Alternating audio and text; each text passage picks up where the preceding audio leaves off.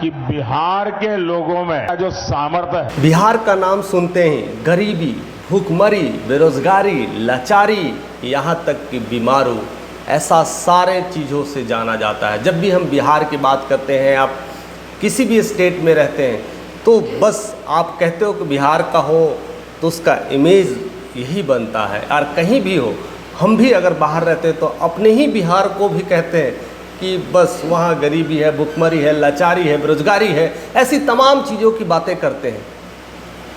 एक समय था कि दुनिया का पहला गणतंत्र बिहार में हुआ था। एक समय था पूरे विश्व को गणित देने वाले आर्यभट्ट बिहार के हुए थे। जो आप पूरी दुनिया को ज्ञान देने वाले रामायण आप पढ़ते हैं, जिससे आपको अंदर बहुत सारे परिवर्तन आता है, उनका लिखने वाले वाल्मीकि भी बिहार के थे। दुनिया का बेहतरीन यूनिवर्सिटी नालंदा यूनिवर्सिटी, जहाँ से विदेशों से पढ़ने के लिए लोग आते थे, वो भी बिहार में है। वैसे गौतम बुद्धा, महावीर, जिनको शिक्षा दीक्षा ग्रहण मिला, जिनको ज्ञान मिला, वो भी बिहार में। बिहार शुरू से ही चीज़ों को रखा है। कूटनीति, अर्थशास्त्र के ज्ञाता चाणक्य बिहार के हैं। एक से एक चक्रवर्ती सम्राट, चाहे चंद्रगुप्त को कहे, महान अशोक को कहे, ऐसे कई सारे चक्रवर्ती सम्राट हुए हैं, और वो भी सिर्फ बिहार में। मगध एक नाम हुआ करता था, मगध एक पहचान हुआ करता था, मगध पूरे भारत पे राज करता था। वही बिहार जिसे सर्जरी का दाता कहा जाता है, फादर ऑफ सर्जरी, सुश्रूषा, बिहार के ही हुए हैं।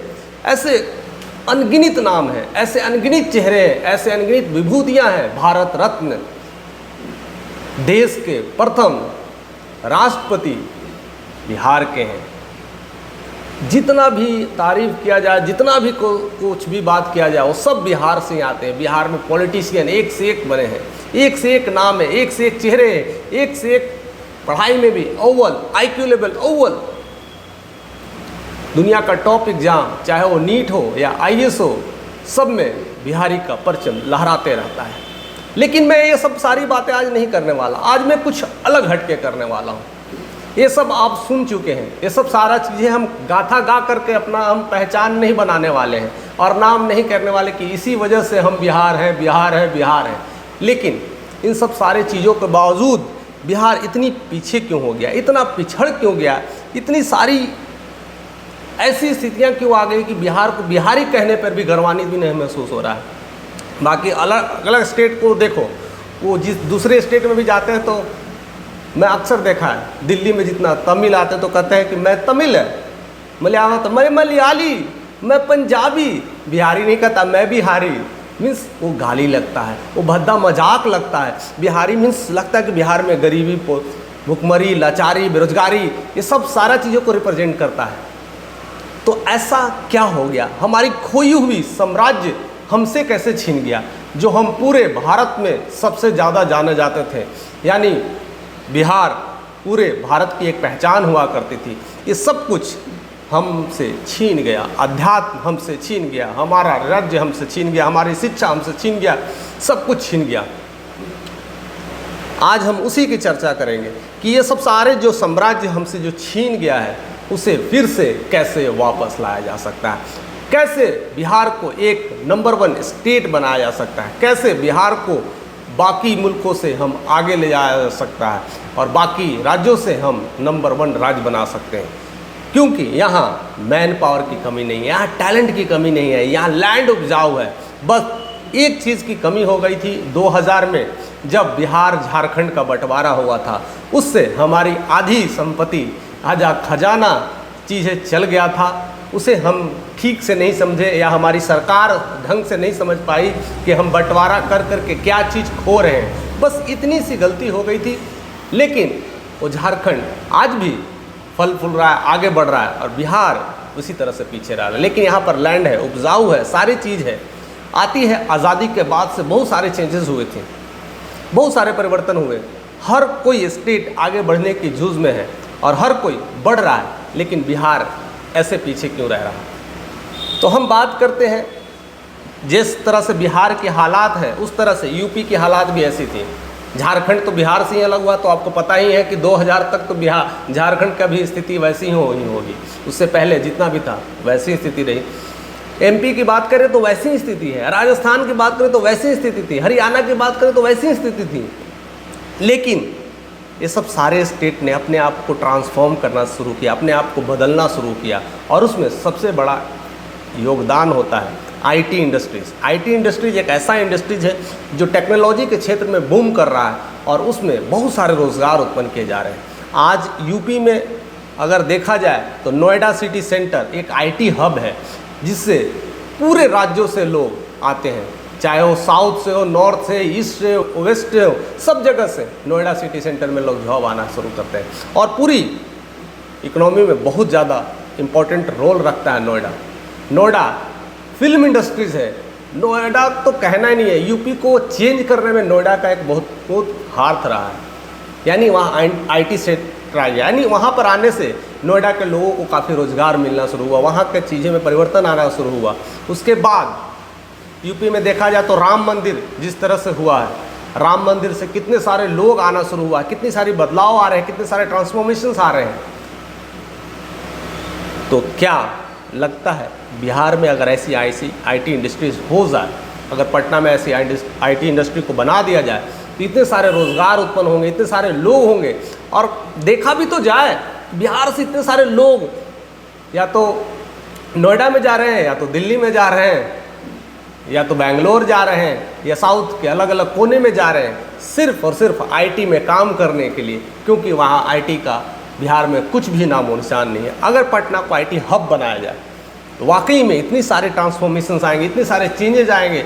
मैन पावर तो है, इंटेलिजेंस तो लोग हैं ही, काम भी करेंगे, यहाँ के लोग यहीं रह करके काम करेंगे तो पलायन रुक जाएगा, और यहाँ के लोग जब काम करेंगे, पैसे कमाएंगे, तो खर्च भी बिहार के लोगों में ही करेंगे। राशन, सामान, सौदा जो भी लेना है, फल लेना, सब्जियां लेना है, कुछ भी ज़रूरत की सामान है वो आसपास से ही लेंगे, तो वहाँ की इकनॉमी ऐसे ऐसे डेवलप होगी, बूम होगी। पैसा बाहर से आ रहा है और खर्च बिहार में हो रहा है, तो तरक्की बिहार की जायज़ है, यानी होना संभव होना शुरू हो जाएगा और बिहार धीरे धीरे एक उभरता हुआ राज्य बनना शुरू हो जाएगा। तो आईटी इंडस्ट्रीज़ का होना एक काफ़ी इम्पोर्टेंस है, काफ़ी योगदान है, जिससे सरकार को काफ़ी ध्यान देना चाहिए कि किसी तरह से कोलैबोरेशन करें और पटना या आसपास गया में भी आईटी हब सेक्टर को स्थापना किया जाए, जिससे चहुमुखी विकास हो और बहुत सारे नौकरी की जो सेवाएं हैं हम नियुक्त कर सकें।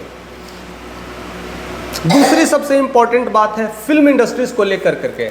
आज देखा जाए बॉलीवुड तो हम सब जानते हैं, बॉलीवुड की दुनिया अपने आप में फेमस है, शुरू से हम देखते आ रहे हैं, लेकिन जिस तरह से आज टॉलीवुड नाम कर रहा है, कन्नड़ मूवी नाम कर रहा है, मलयालम मूवी है, साउथ की सारी मूवी जिस तरह से एक्शन ले रही है, सुपर हिट हो रही है और लोग धीरे धीरे शिफ्ट हो रहे हैं, तो देखा जाए तो उनकी सारी इंडस्ट्री साउथ में ही है, अपने अपने क्षेत्र में, अपने अपने राज्य में बनाए हुए हैं। तमिल फिल्म तमिल में ही है, चेन्नई में ही आसपास में बनती है, उसी के राज्य में तमिलनाडु में ही फिल्म इंडस्ट्रीज़ है। कन्नड़ वाले भी फिल्म इंडस्ट्रीज बेंगलोर में बनाए हुए हैं, यानी सब कोई अपने अपने राज्य में डेवलप कर रहे हैं।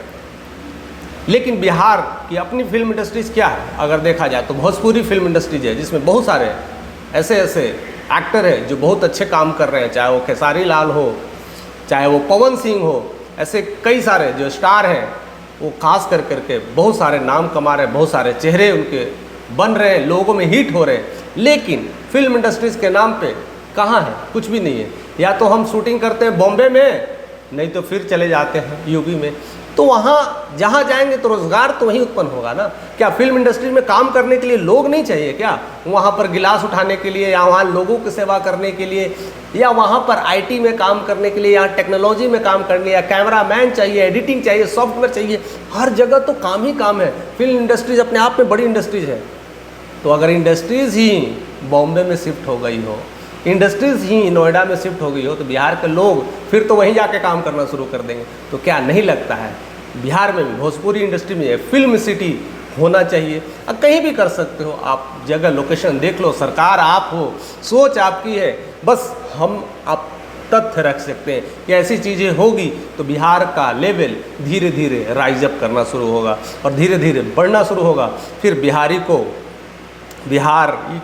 बिहारी कहने में फ़क्र होगा, गर्वान्वित होगा और कहेगा फ़क्र से, मैं बिहारी, और कभी भी लोग जिस तरह से बिहार में आगे बढ़ते हैं, हर तरह से वर्चस्व जमाते हैं, तो गर्व से लोग कहते हैं मैं बिहारी, या कहता है एक बिहारी सब पे भारी। ऐसे सारी चीज़ें का उदाहरण है और उसमें मनीष कश्यप का योगदान बहुत अच्छा है। सन ऑफ बिहार लिखते हैं और कहते हैं फ़ख्र से कहता हूँ मैं बिहारी और सब पे भारी। ऐसे टी शर्ट्स लॉन्च कर पहनते और चलते हैं, ऐसा सारा चीज़ें हैं। उसके बाद अगर हम बात करें कि बिहार की और डेवलपमेंट की लेकर के किस तरह से हम काम कर सकते हैं, तो हर स्टेट में आप देखो, हर स्टेट के सिटी जितने हैं तो वहाँ पर एक स्टेडियम है, और क्रिकेट का स्टेडियम और क्रिकेट का मैच हो तो पूरे भारत में किस तरह से क्रिकेट का जुनून है, लोगों पे भूत सवार है, इसकी कहने की ज़रूरत नहीं है। लोग देखते हैं, हर चैनल हो गया, हर भाषा में उसके कमेंट्री हो रहे हैं। और हाल फिलहाल में मैंने देखा कि अब भोजपुरी में भी कमेंट्री आ रहे हैं और लोग काफ़ी देख रहे हैं, लाखों करोड़ों में लोग उससे सुन रहे हैं। यानी इससे पता चल जाता है कि बिहार के लोग काफ़ी क्रिकेट प्रेमी हैं। और रियलिटी बात यहाँ कि बिहार के गली गली मोहल्ले मोहल्ले में क्रिकेट हो रहे हैं। यानी बच्चों को पढ़ाई के सब्जेक्ट का नाम पता हो या ना पता हो, क्रिकेट के हर खिलाड़ी का नाम, एज और लोकेशन, कहाँ कहाँ जाते हैं, क्या करते हैं और किस तरह का खेल खेलते हैं, सब पता होता है। छोटे छोटे बच्चों को मैं बात कर रहा हूँ, बड़े बड़े की तो बात ही नहीं कर रहा हूँ, हर छोटे छोटे बच्चों को ये सब पता होता है। तो क्रिकेट का जुनून है, लेकिन क्रिकेट के जुनून में एक भी मैच ऐसा नहीं होता कि बिहार में हो पाए, क्योंकि एक अच्छा स्टेडियम नहीं है। एक स्टेडियम के नाम पे मोइनुल हक स्टेडियम है, जिसमें बॉल मारे तो पता नहीं स्टेडियम का किधर जाएगा, बाहर जाएगा, हमेशा बॉल ही भुला जाएंगे या उसकी क्या कहते हैं अपग्रेडिंग नहीं हुई है।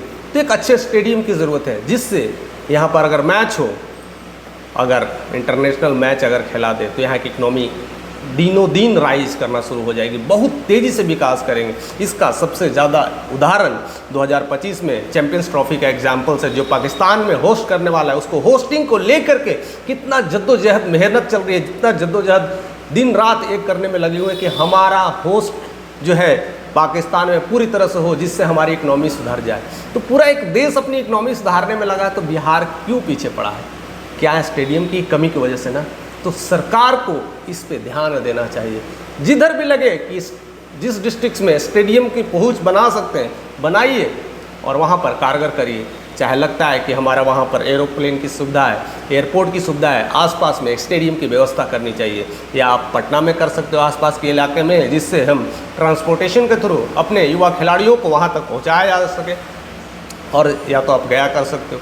जिधर भी है सरकार की नज़र होती है, पकड़ होती है, समझ होती है, बट एक्शंस की ज़रूरत है। अगर ऐसा करे तो आसपास की एरिया आप कह नहीं सकते कि इतना ग्रोथ होगा, इतना लोग के पास रोज़गार बढ़ जाएगा, आसपास में अच्छे अच्छे होटल्स, रेस्टोरेंट सब खुल जाएंगे। क्योंकि जब मैच होगा तो वहाँ इतनी भारी संख्या में लोग आएंगे, जिसको खाने के लिए, रहने के लिए, पहनने के लिए, घूमने के लिए कुछ ना कुछ चीज़ें की ज़रूरत होगी। और ज़रूरतें कहाँ से पूरा करेंगे? यही बिहार की धरती से पूरा करेंगे। तो फिर एक अलग सा बूम होगा, एक अलग सा डेवलपमेंट होगा, जिसे आप नज़रअंदाज नहीं कर सकते हो कि बिहार किस लेवल पे चला जाएगा। हम उस लेवल की बात करते हैं, आज उस लेवल पे सोचना पड़ेगा, आज उस लेवल की बात करना पड़ेगा। उसके अगर हम बात करते हैं, इसके और आगे बात करते हैं, तो हम देखते हैं कि इंडस्ट्री सेक्टर में किस तरह से हम लाया जा सकते हैं, कहाँ कहाँ पर इंडस्ट्रीज़ को फैलाया जाए। अगर इंडस्ट्रीज़ लाया जाए, अगर इस तरह से हम काम कर पाएंगे, तो जो बिहार के लोग जो बहुत सारे मजदूरी करने के लिए दूसरे स्टेट में जाते हैं और वहाँ पीट पिटा करके वापस आ जाते हैं, या तो गाली सुन के वापस आ जाते हैं, या मजबूरी में काम करना पड़ता है, या गाली दे या मारे, जिस तरह से काम करवाता है हम लोग काम करने देते हैं। क्या बिहार के लोगों को अपने आसपास में ऐसी इंडस्ट्रीज़ की ज़रूरत नहीं है जहाँ वहाँ रोज़गार मिल सके? वो नहीं कह रहा कि मुझे सरकारी नौकरी दे दो, वो नहीं कह रहा है कि मुझे अच्छे अच्छे जॉब दे दो। जिस तरह से बाहर स्टेट में जा करके काम करते हैं, मजदूरी करते हैं, यहाँ पर फैक्ट्री होती है, वैसी फैक्ट्री में काम करने के लिए तो लोग को चाहिए, और यहाँ लोग भी भरे पड़े हैं काम करने के लिए हैं। यहाँ बच्चे छोटे छोटे देखते हैं कि होटल्स में कप प्लेट खंगारते हैं, जिनकी उम्र नहीं है कमाने का। ऐसी स्थितियाँ हो गई हैं, बेरोजगारी इतना लेवल पे बढ़ गया है, लोग कुछ भी करने को तैयार हैं। छोटे छोटे चीज़ों के लिए एक दूसरे से छीना चोरी करते रहे, चोरी बढ़ रही है, इसीलिए बढ़ रही है क्योंकि बेरोजगारी ज़्यादा है। तो इंडस्ट्री का डेवलपमेंट होगा तो ये सब सारी चीज़ें ऑटोमेटिक कम हो जाएगी, और विकास भी अलग होगा कि लोग के पास जब पैसे आएंगे तभी तो पैसे खर्च कर आएंगे। अगर आप पैसे कमाओगे तो अच्छा खाना खाओगे, अच्छा खाना खाओगे, अच्छे राशन लोगे, अच्छे पकवान करोगे, अपने ज़रूरतों के सीधे अच्छे मोबाइल, कार, गाड़ियाँ लोगे, तो आसपास के जितने भी सेक्टर्स जहाँ जहाँ से आप खरीदारी कर रहे हो वो सब राइज अप करेगा, वो सब बूम करेगा, वहाँ की इकोनॉमी ऑटोमेटिक डेवलप हो जाएगी। और लेवल विकास का आपको पता ही है कि किस लेवल से बढ़ेगा, उस लेवल का अंदाज़ा नहीं लगा सकते कि हम बाकी स्टेटों की तुलना में किस तरह से आगे निकल सकते हैं। बस यहाँ वो सारी चीज़ें लाने की ज़रूरत है, वो काम करने की ज़रूरत है। और यहाँ मैन पावर की कमी नहीं है, टैलेंट की भी कमी नहीं है। पूरे देश में आईएएस प्रोड्यूस करने वाले तो बिहारी हैं, पूरे देश में शिक्षक भेजने वाला बिहारी हैं, पूरे देश में जहाँ भी लेबर की प्रॉब्लम्स होती है, समस्याएं होती है, या तो यूपी और बिहार, झारखंड और बंगाल से जाते हैं। तो ये सब सारे लोग कमी नहीं है, बस यहाँ पर एक इंडस्ट्रीज़ की कमी है जो सेटअप करने की आवश्यकता है। इस पे काफ़ी सरकार को ध्यान देना चाहिए, चाहे वो नीतीश की सरकार हो, चाहे वो आरजेडी की सरकार बने, या तो तेजस्वी सरकार बने, कोई भी सरकार बनाए, लेकिन इस सब मुद्दों पे काम करेगी तो भी विकास होगा और हम नया सपना देख पाएंगे, एक नया बिहार को देख पाएंगे। इसके अलावे बहुत सारे ऐसे फैक्टर हैं जो उससे काम करने की ज़रूरत है। अगर टूरिज़्म को सेक्टर को देख लिया जाए तो टूरिज़्म के नाम पे हमारे पास इतनी सारी चीज़ें हैं देखने के लिए जिसका अंदाज़ा नहीं लगा सकते, लेकिन उस पर विकास मॉडल नहीं है, उसकी डेवलपमेंट मॉडल नहीं है। और दुनिया कि बहुत फेमस चीज़ तो बिहार में है, जैसे गौतम बुद्धा का आप बात करते हैं, इनकारनेशन, पूरी दुनिया से लोग आते हैं उस बोध गया में, लेकिन बोध गया पर टूरिज़्म के लिए कुछ किया ही नहीं जा रहा, कुछ एक्शन ही नहीं लिया जा रहा। फिर ऐसे ऐसे बहुत सारी चीज़ है। अगर हम सासाराम की बात करें तो शेरशाह का मकबरा, शेरशाह का रोजा, शेरशाह का अपने आप में नाम है, लेकिन वहाँ पर टूरिज़्म के राप में कुछ नहीं है। ऐसे ऐसे ककोली झरना है, ककोलत झरना है, क्या क्या चीज़ें हैं जिस पे देखने के लिए सुंदरता अद्भुत है। अगर उससे बढ़िया से डायनेमिक तरीके से तैयार किया जाए, अपग्रेड किया जाए, तो वाकई में एक विशाल है, एक से एक मंदिर है। उस मंदिर के आसपास में टूरिज़्म सेक्टर होना चाहिए। गंगा नदी में रिवर राफ्टिंग की व्यवस्था किया जाए, गंगा क्लीनिंग करके राफ्टिंग की फैसिलिटी कर दिया जाए, स्विमिंग की फैसिलिटी कर दिया जाए। ऐसे कई सारे चीज़ हम टूरिज़्म के सेक्टर में बूम कर सकते हैं और ला सकते हैं। बस ये सब सारे चीज़ों को ध्यान में रखना है। अगर ऐसे हम काम कर पाएँ तो जाहिर सी बात है पूरे स्टेट का पैसा भारत में आने वाला है। और जब पूरे स्टेट का पैसा भारत में आएगा, मैंने पूरे स्टेट का पैसा स्पेशली बिहार में आएगा, तो बिहार आगे बढ़ने से कोई नहीं हो सकता। ये सब सारी चीज़ों पे ध्यान रखना है। उसके बाद छोटी छोटी चीज़ें एजुकेशन को लेकर के काम करना चाहिए, जो बहुत ही ज़रूरत है, क्योंकि एजुकेशन के बिना तो कोई चीज़ संभव नहीं है। हम जाहिर सी बात है कि हम बहुत सारे डॉक्टर्स, इंजीनियर्स, आईएएस ऑफिसर पैदा तो कर रहे हैं, लेकिन उसकी अगर परसेंटेज देखा जाए पॉपुलेशन के हिसाब से तो वो कम है।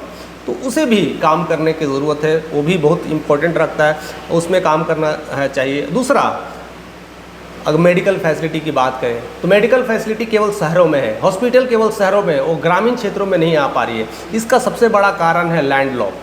बहुत सारे लोग गांव में कई बार कोशिश किए हैं, लेकिन जातिवाद का मामला ऐसा घेर करके रखे हुए कि अपना अपना लैंड देना नहीं चाहते हैं और उसके लेकर के जातिवाद चल जाती है, और उसके वजह से जो काम बनने वाला वो भी बिगड़ जाता है। तो इसको काफ़ी ध्यान में रखा जाए और हॉस्पिटल्स की सुविधा हो, नहीं तो फिर लोग ऐसे ही मरेंगे, ऐसी ही परेशानी होगी, ऐसी ही तकलीफ़ें होंगी, क्योंकि डॉक्टर्स केवल शहरों में ना रहना चाहते हैं और गाँवों में तक नहीं पहुँच पाते। तो इसकी सारी व्यवस्था की जाए, सिक्योरिटी की व्यवस्था की जाए, जिससे महिलाएं सुरक्षित महसूस करें, युवाओं भी सुरक्षित महसूस करें। कई सारे जो थोड़े से रईस हैं तो अपने बच्चों को सेफ्टी चाहते हैं, अपने बच्चों को चाहते हैं कि आसानी से जाए आए, उसके लिए कहीं से खरीद फरोख्त की बात ना हो, उसके किडनैपिंग की बात ना हो। ये सब सारे चीज़ों को ध्यान में रखा जाए। तो सीसीटीवी कैमरा की व्यवस्था की जाए, ये जिस तरह से सिक्योरिटी की व्यवस्था हो उस पर काफ़ी अमल करे सरकार, तो काफ़ी कुछ परिवर्तन लाया जा सकता है।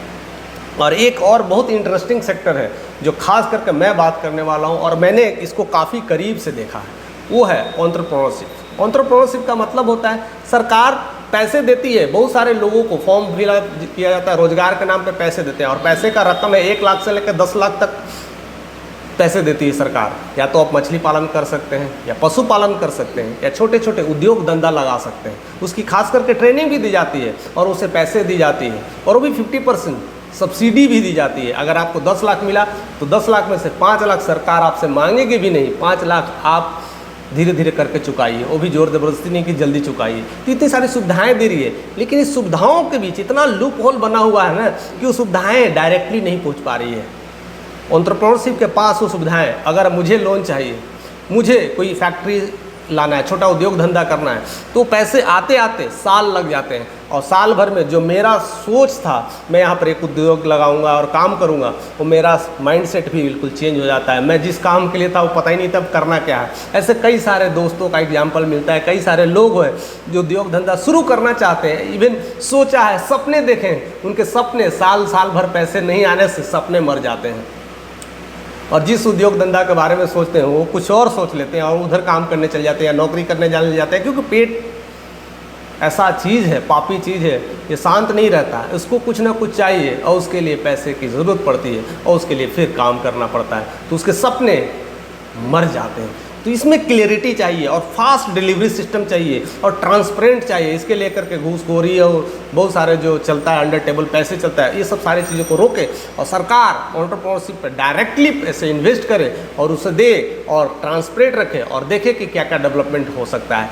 लोग धीरे धीरे उद्योग धंधा शुरू करना शुरू कर देंगे और जहाँ पर उद्योग धंधा शुरू होगा तो जाहिर सी बात है वहाँ लोग की ज़रूरत पड़ेगी, आसपास लोगों को ही तो नियुक्त करेंगे, काम पे रखेंगे, तो काफ़ी कुछ चेंजेस आना शुरू होगा। लोग घर बैठे नहीं रहेंगे, काम करेंगे, क्योंकि उसके पास रोजगार है और रोजगार दे सकता है। तो एंटरप्रेन्योरशिप एक बहुत बड़ी बिहार के लिए जिम्मेदारी है और बहुत बड़ी चेंज लाने की जिम्मेदारी है, जिसमें बिहार एक नए लेवल पे बढ़ सकता है, एक नई ऊंचाइयों को देख सकता है, एक नया सपना देख सकता है और कह सकता है गर्व से, मेरा बिहार ऐसा है।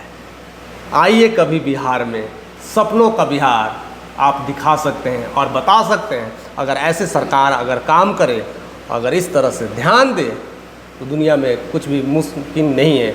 और इस तरह से अगर सरकार काम करने लगे तो हमें नहीं लगता कि आज जिस तरह से पॉलिटिक्स की लड़ाइयाँ चल रही है, जिस तरह से वोट बैंकिंग की लड़ाइयाँ चल रही है, जिस तरह से जातिवाद की लड़ाइयाँ चल रही है, जिस तरह से आपस में तू मैंने में चल रही है, और इस आने वाले कमिंग इलेक्शन में 2025 को लेकर के इतने सारे लोग खड़े हो जा रहे हैं कि मुझे बनना है सीएम, मुझे बनना है सीएम के रेस में इतने सारे कैंडिडेट खड़े हो जा रहे हैं, शायद इसका भी रोकथाम हो जाएगा और जो काम करेगा उसकी सरकार बनेगी। तो सरकार को सोचने की ज़रूरत नहीं है, बस इन मुद्दों पे काम करने की ज़रूरत है। ऐसे कई सारे मुद्दे पे मैंने स्पेशली वीडियोस बना रखा है जो ऑलरेडी आप इस चैनल पे देख पाएंगे या देखते होंगे। हमारे साथ अगर जुड़े होंगे तो ज़रूर नोटिफिकेशन आप तक आता होगा। अगर नहीं जुड़े हैं तो सब्सक्राइब फटाफट कर लीजिए, क्योंकि नोटिफिकेशन आपको धड़ाधड़ मिलते रहेगा और ऐसे सारे इन्फॉर्मेशन आप तक पहुँचते रहेंगे। इस सारी खबरों के लिए मैं आपसे गुजारिश करूंगा कि ज़्यादा से ज़्यादा लोगों तक शेयर करें, क्योंकि बिहार को डेवलप करना है, अगर आगे बढ़ाना है तो इन मुद्दों को उठाना पड़ेगा और आपका कंट्रीब्यूशन काफ़ी ज़रूरी है। अगर ऐसा कर पाते हैं तो बिहार को हम नया बिहार देख पाएंगे और गर्व से करेंगे और गर्व से कह पाएंगे कि मैं बिहारी हूँ।